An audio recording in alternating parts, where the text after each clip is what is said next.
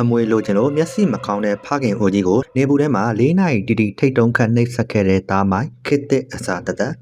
ပရိသတ်ကြီးတို့ရဲ့မိဘဆိုတာသားသမီးတွေအတွက်အသက်ရှင်နေတဲ့အေးအာဝါဒတစ်ခုပါပဲဒါပေမဲ့ကျွေးမွေးဆောက်ရှောက်ခဲ့တဲ့ကျေးဇူးကိုမထောက်ပဲအမွေလိုချင်တဲ့လောဘစောကြောင့်အသက်60ကျော်အရွယ်ဖခင်အိုကြီးကိုနေပူထဲထိတ်တုံးခတ်နှိပ်စက်တဲ့အထိရိုင်းဆိုင်ရက်ဆက်ခဲ့တဲ့ရင်နာစရာဖြစ်ရတစ်ခုကတော့အကွေးတိုင်းဒေသကြီးကန့်ကော်မြို့နယ်ကျွန်းတက်ကျေးရွာမှာဖြစ်ပွားခဲ့ပါတယ်ဒီဖြစ်စဉ်ဟာတားရင်မဟုတ်တဲ့မွေးသားသားကလဲရမီအမွေကို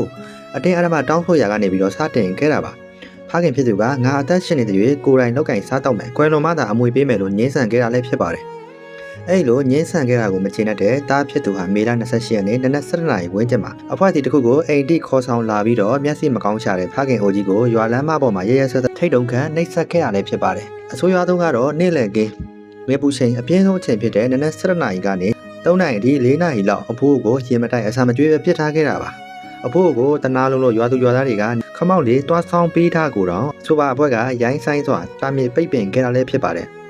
နောက်ဆုံးမှာတော့တနာစရာဖခင်အိုကြီးခမရွာသူရွာသားတွေဝိုင်းဝန်းတောင်းပန်အာမခံပေးခဲ့ပြီးတော့တားဖြစ်သူလိုချင်တဲ့အမွေဆိုင်ရာစာရွက်စာတမ်းတစ်ခုမှာအတင်းအကျပ်လက်မှတ်ရေးထိုးပေးလိုက်ရမှသာထိတ်တုံးကနေပြန်လဲလွတ်မြောက်လာခဲ့တာလည်းဖြစ်ပါတယ်လက်ရှိမှာတော့အဖိုးအိုဟာရုပ်ပိုင်းဆိုင်ရာနာကျင်မှုတွေသာမကကိုကျွေးမွေးခဲ့တဲ့တားကဒီလောက်ထိရက်ဆက်ရလားဆိုတဲ့စိတ်ပိုင်းဆိုင်ရာထိခိုက်ဝေဒနာကိုပါပြင်းပြထန်ခံစားနေရပါတယ်ဒီလိုမိဘကျေးဇူးကိုစော်ကားပြီးလောဘတက်ရက်ဆက်လုံးတဲ့တားမရဲ့လုပ်ရက်ကိုအများပြည်သူသိရှိပြီးတော့ရှုတ်ချနိုင်အောင်နောက်မိဘတွေပေါ်ဒီလိုမဖွင့်မရတုံးရမျိုးတွေထပ်မဖြစ်လာစေဖို့အတွက်